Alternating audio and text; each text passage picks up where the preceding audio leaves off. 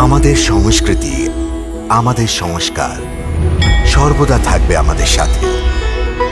ভারতের মহান গ্রন্থ আর কাব্যের সম্পূর্ণ সংকলন।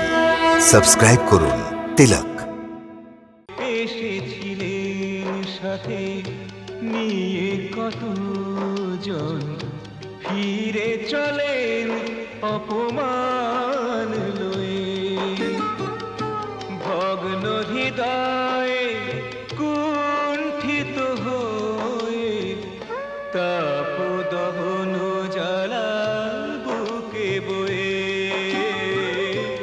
এসেছিলেন সাথে নিয়ে কতজন, ফিরে চলেন অপমান লয়ে।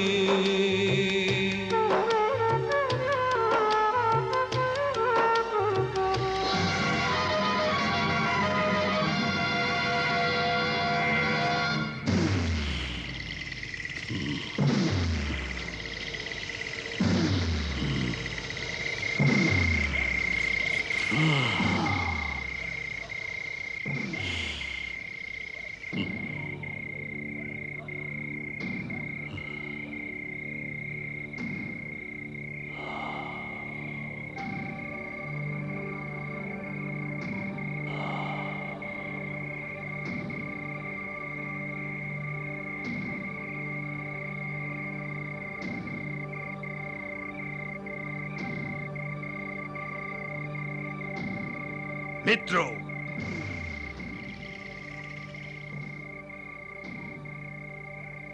ইতিহাস সাক্ষী আছে বড় বড় যোদ্ধাদের আর বড় বড় শূরবীরদের কতবার পরাজয়ের সম্মুখীন হতে হয়েছে।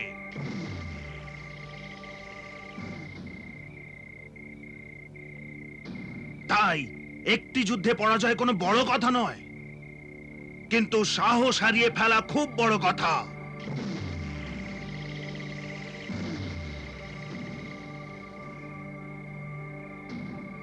একবার যুদ্ধে হারার পর দ্বিতীয়বার বিজয় প্রাপ্তি হতেও পারে, কিন্তু সাহস হারাবার পর মানুষ সবকিছু হারায় মিত্র, সবকিছু হারায়।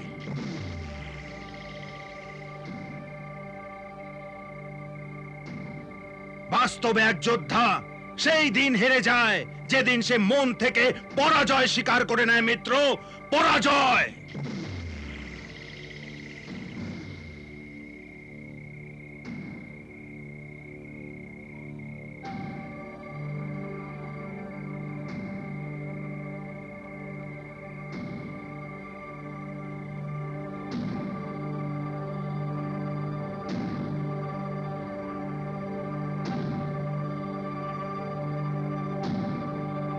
হারা আর জেতা প্রারব্ধের হাতে। কখনো ভাগ্য সাহায্য করে না, কখনো সময় বিপরীত হয়।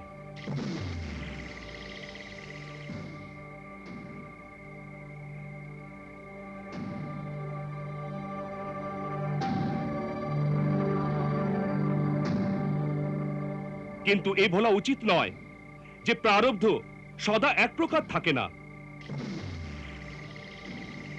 যেমন রাত্রির পর দিন আসে, সেই প্রকার অশুভ সময়ের পর শুভ সময়ও আসে।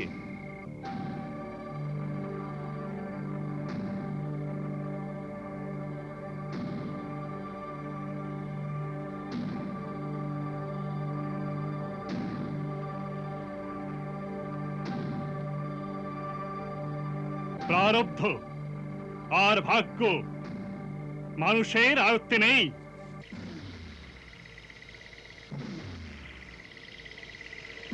কিন্তু মানুষের কর্মে দৃঢ় সংকল্প হওয়া মানুষের আয়ত্তে অবশ্যই আছে।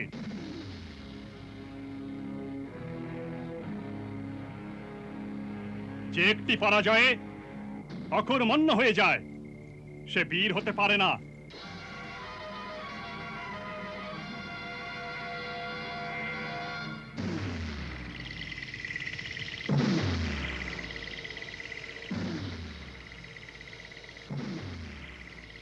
যদি বীরের মনে যে তার দৃঢ় সংকল্প থাকে তবে সে 100 বার হেরে গিয়েও 101 বারে জিততে পারে।